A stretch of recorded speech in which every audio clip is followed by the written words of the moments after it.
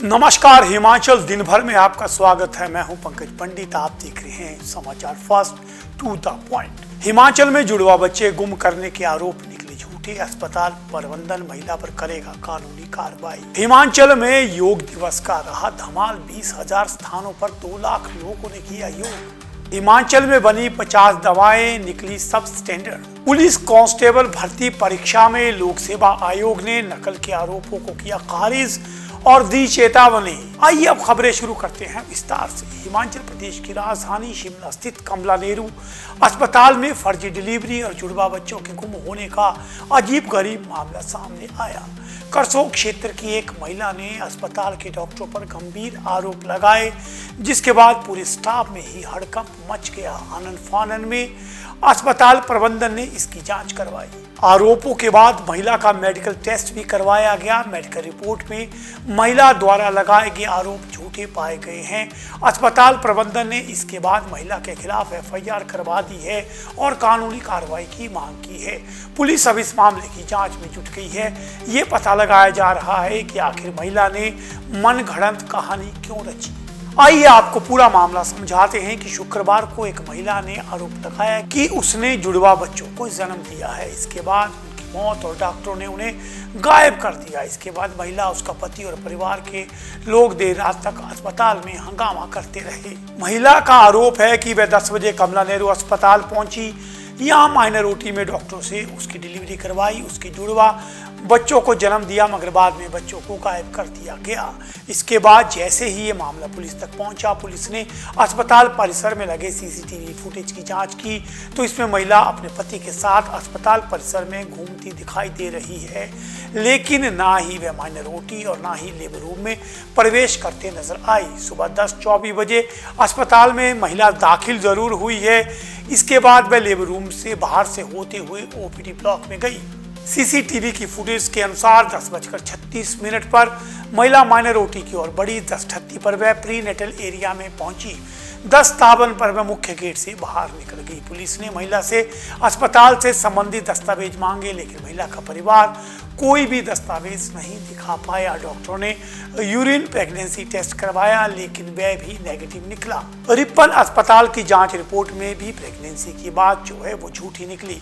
अस्पताल के MS doctor Surendra Negi ने बताया, महिला ने जो आरोप लगाए हैं वह झूठे पाए गए हैं। पुलिस से महिला के खिलाफ कानूनी कार्रवाई करने की मांग की गई है। उन्होंने कहा कि महिला इनफर्टिलिटी का पेशेंट लग रही है। वह 2 साल से ट्रीटमेंट ले रही थी। ये सूडोसाइटिस का मामला लग रहा है महिला को, जिसमें महिलाओं को ये विश्वास हो जाता है कि वह प्रेग्नेंट है, जबकि वास्तविकता में ऐसा नहीं होता। आइए, आज था अंतर्राष्ट्रीय योग दिवस और आज प्रदेश में योग दिवस की पूरा धमाल नजर आया। प्रदेश में जगह जगह कार्यक्रम आयोजित किए गए। एक जानकारी के अनुसार प्रदेश में 20,000 स्थानों पर लगभग 2 लाख लोगों ने आज योग किया। राज्य स्तरीय कार्यक्रम धर्मशाला में रखा गया।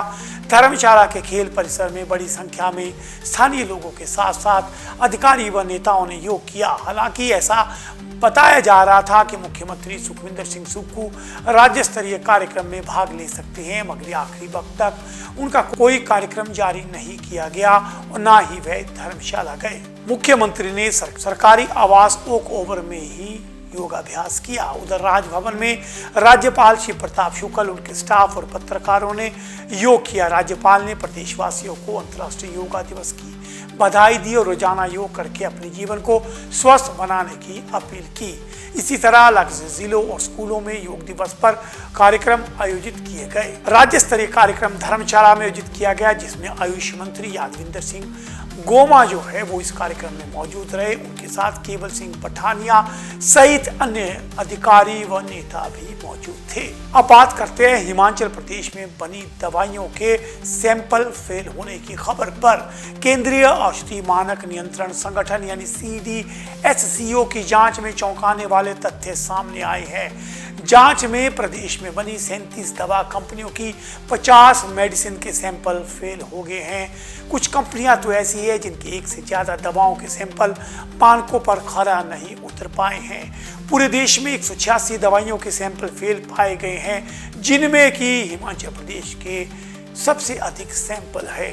शुक्रवार देर रात जारी की गई महीने के ड्रग अलर्ट के मुताबिक 58 दवाओं के सैंपल CDSC और सेंट्रल लेबोरेटरी की जांच में खरा नहीं उतर पाए हैं, जबकि 128 दवाओं के सैंपल अलग राज्यों की अपनी अपनी लेबोरेटरी की जांच में फेल हो गए हैं। सबसे हैरानी की बात यह है कि बहुत से राज्यों ने अभी मई महीने में जांच की है, लेकिन दवाइयों की रिपोर्ट CDSCO को नहीं दी है। सभी राज्यों की जांच रिपोर्ट आने के बाद फेल दवाइयों की संख्या कई गुना बढ़ेगी, जो चिंताजनक है, क्योंकि इन दवाइयों को मरीज हजारों रुपए खर्च करके खरीदते हैं, मगर ये दवाएं किसी भी काम की नहीं हैं।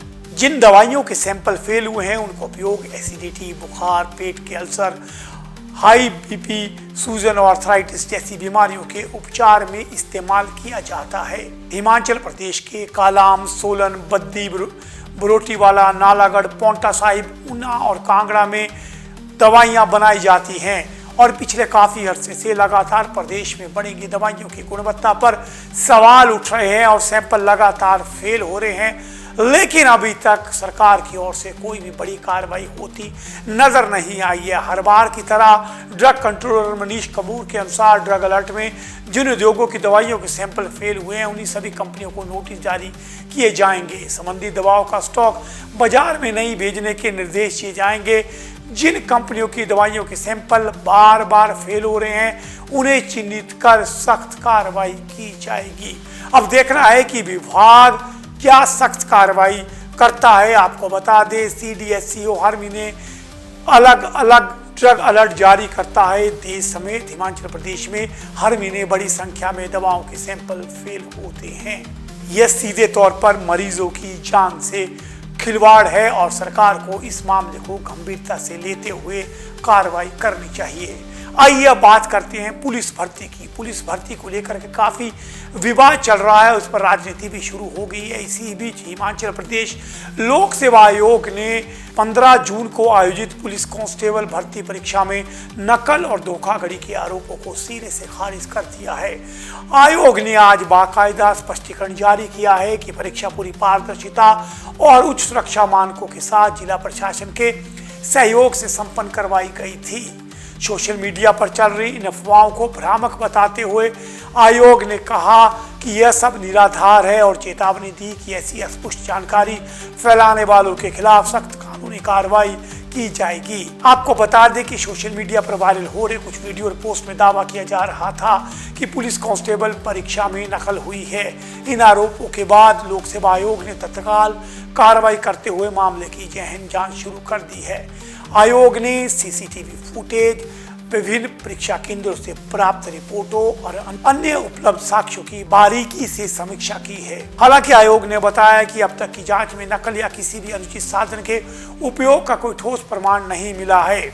ना ही तो जिला प्रशासन की ओर से, ना ही केंद्र अधीक्षकों ने और ना ही निरीक्षण अधिकारियों से ऐसी कोई रिपोर्ट मिली है जिसमें नकल का उल्लेख किया गया हो। विशेष रूप से जिन परीक्षा केंद्रों पर नकल के आरोप लगाए गए हैं वहां की CCTV फुटेज और अन्य सभी जो भी वहां मौजूद साक्ष्य होंगे उनकी विशेष रूप से जांच की गई, लेकिन उनमें भी कोई ठोस सबूत नहीं मिला है।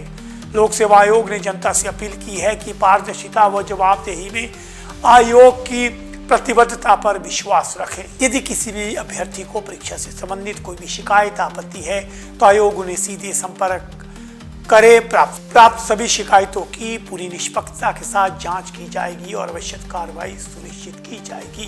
तो ये था हिमाचल दिन भर, लेकिन उसी के साथ मौसम का अलर्ट जारी है। आज भी प्रदेश में कई स्थानों पर बारिश हुई है। आने वाले 3 दिन तक मौसम ऐसा ही बना रहेगा। आप लोग सुरक्षित रहें, इसी कामना के साथ मैं हूं पंकज पंडित और आप देख रहे हैं समाचार फास्ट टू द पॉइंट।